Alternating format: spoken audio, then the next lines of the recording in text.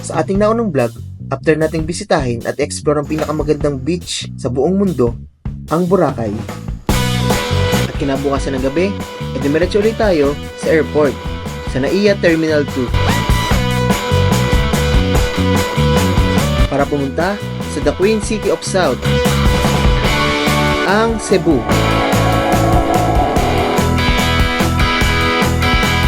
At para ma-encounter itong mga gentle giant at i-discover itong hindi pa sobrang sikat pero napakagandang isla.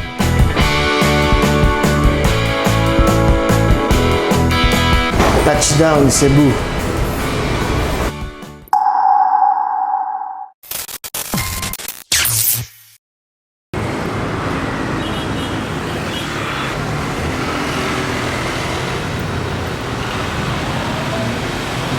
Hello mga kangkla, isang magandang araw at story naman ng paglalakbay. So nandito nga pala tayo ngayon sa Cebu City.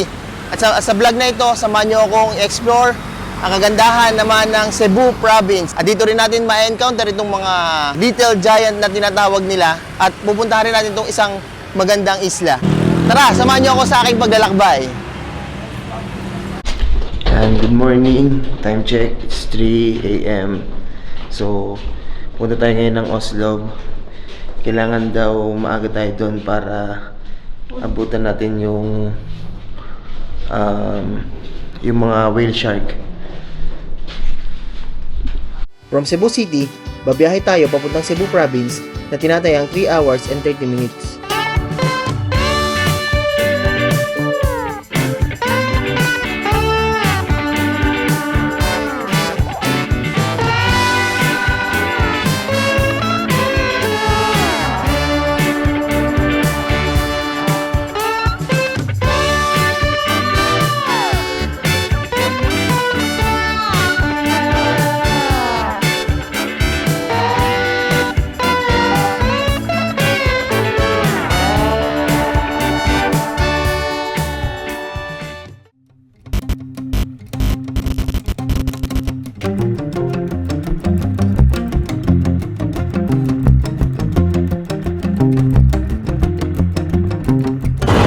Ayan, nandito na tayo ngayon sa Oslob. So, nagapan natin dahil may oras lang daw dito yung mga whale shark. So, baka hanggang tanghali lang. I'll be giving you a short orientation regarding with the rules and regulations that you need to follow during your whale shark interaction. So first and the most important rule is you are not allowed to touch the whale sharks. Second, no flash photography because whale sharks are sensitive to light. Third, in swimming, please observe a 4 meters distance away from the whale shark. Lastly, you're not allowed to apply sunblock, sunscreen, or any kind of skin protection since these products contain chemicals that can harm the whale shark. But if you have applied it already, kindly rinse it off down there at the shower area before boarding the boat.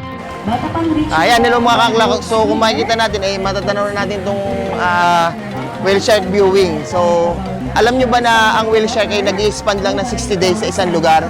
So after 60 days, sila ay umaalis na. Pero bakit itong mga whale shark dito ay bumabalik?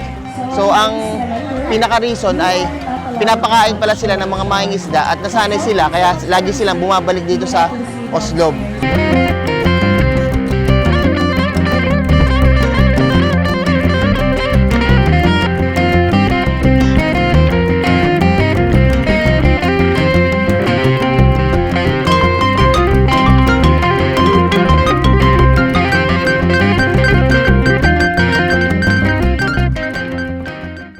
Sa part na ito, magkakaroon tayo ng pagkakataon ma-encounter itong mga gentle giant. At habang lumalapit tayo, ay biglang lumakas ang alon.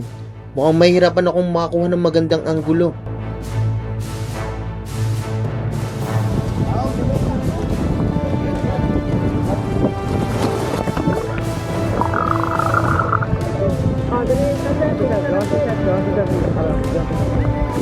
Kinakapos ako ng hininga, nakakainom ng tubig at parang malulunod dahil sa lakas ng alon.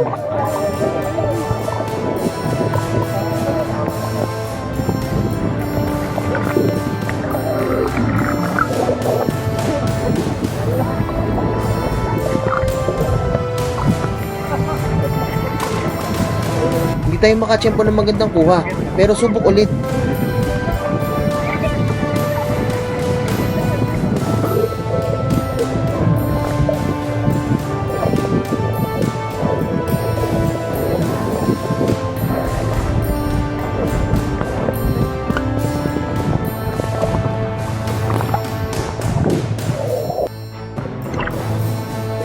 At buti na lang, to the rescue si Kuya. Kaya eto, sa tagal ng pag-try natin, nakakuha din tayo ng malapit at magandang anggulo sa whale shark.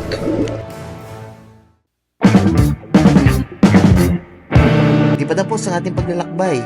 Dito rin sa Oslob, ay pupuntahan natin itong isla na tinatawag na Sumilon Island.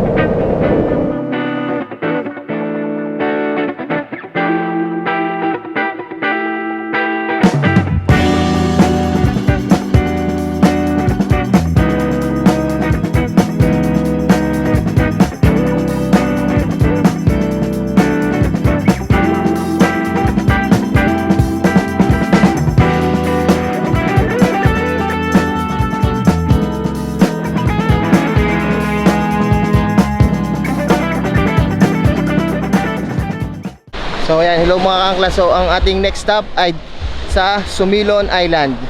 So yung Sumilon Island ay yung isla lang na yun. So let's go.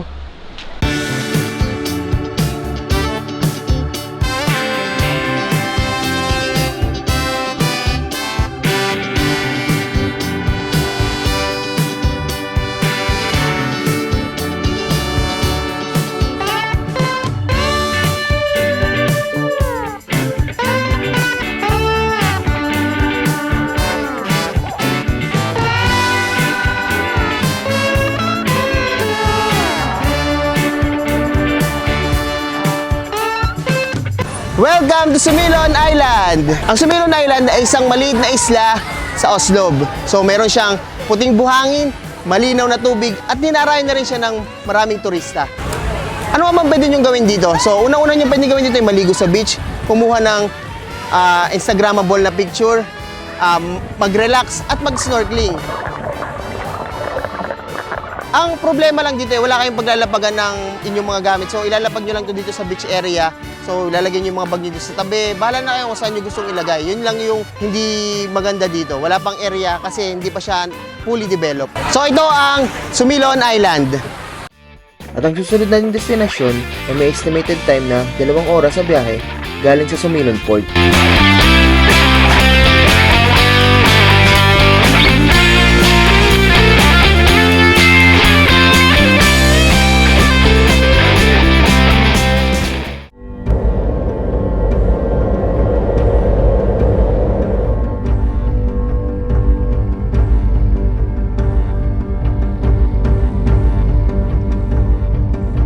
Kilala ang Moalboal bilang tropical town with a stunning white beach, world-class diving spot, at marine life.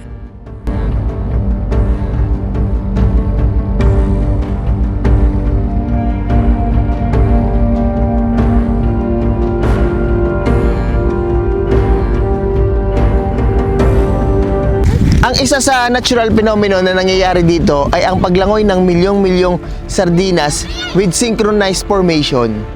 Ngayon, mapagbibigyan tayo ma-witness ang isa sa mga ganitong mga pangyayari. Sir, ano palang makikita dito sa area na to? Turtle, dito po yung turtle, is doon po is sardines run. Doon naman sardines na. Paano po tayo makapunta dito sa sardines? Is mag-walk lang po tayo ng doon. Mag-walk lang po tayo ng... Maglalakad lang tayo papunta doon sa sardines. Opo. Pati dito sa Mababaw lang po, turtle. yes po. Okay. So, paano namin makikita yung turtle? Ito bang parang mga nilulunod dito? Opo, yung pinupush nila. Pinupush pa baba para Yung mga ganyan po, yung ganyan. Tulad po ng ganyan, ipupush nila. Tapos kami po yung mauna sa ilalim, mag-photographer. Sige. Take time video. Okay, salamat. Ayan, nandito na tayo ngayon sa area para ma-witness ito.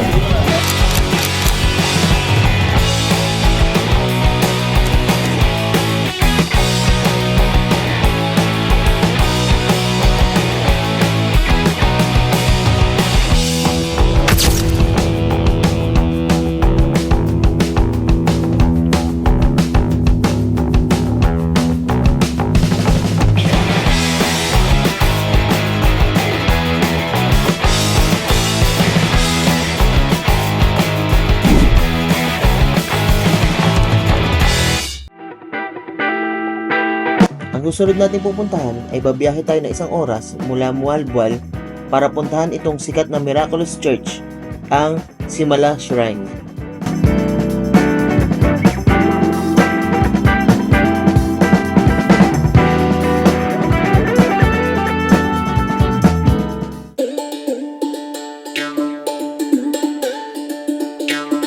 Ang Simala Church ay kilala at dinarayo ng mga deboto dahil sa milagrong nagaganap dito.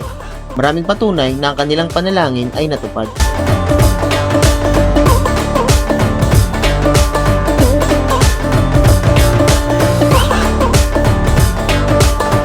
Hello mga kaangla, nandito nga pala tayo ngayon sa Simala Church. Ang Simala Church ay dinarayo ng maraming deboto dahil sa milagrong nagaganap dito. Maraming patunay na nangyari at dininig ang kanilang mga panalangin. Especially sa mga nananalangin sa kagalingan ng kanilang karamdaman. Kaya in return, ang ginawa nila ay nag-donate sila ng mga saklay at wheelchair. Kung mapapansin nyo ay kakaiba itong itsura nitong simbahan na ito. Kahalintulad siya ng Big Ben ng London at European yung style. At syempre, dahil nandito na rin tayo sa Cebu, ay titikman natin ang isa sa pinakamasarap na delicacy nila, ang lechon. At dito raw yan matatagpuan sa Carcar City, Cebu. Kung masarap na lechon ang hanap nyo, dito sa Mayo Lechon House, located here in Diversion Road, Poblacion 2, Carcar City, Cebu. They serve lechon per kilo and they also serve all different dishes.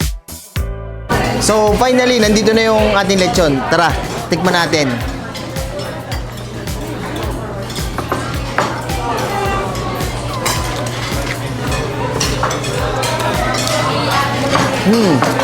So, masarap siya. At sino ba namang hindi tatanggi sa watering taste na lasa ng lechon?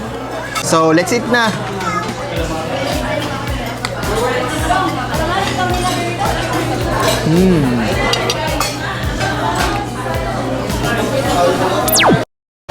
Grabe! Napakaganda. Talagang breathtaking na experience. Maraming salamat Cebu Province at talagang babawin natin itong napakagandang experience na ito. So, paano? Hanggang dito na lang. This is King Barry Travel Stories. At ito ang story ng aking paglalakbay. See you sa next vlog. Thank you! I wanna taste the pain. I think I'm seeing all red. 2 bullets in the gun, 1 shot to the head. I need a blank space. 'Cause everything is a threat, but I've never been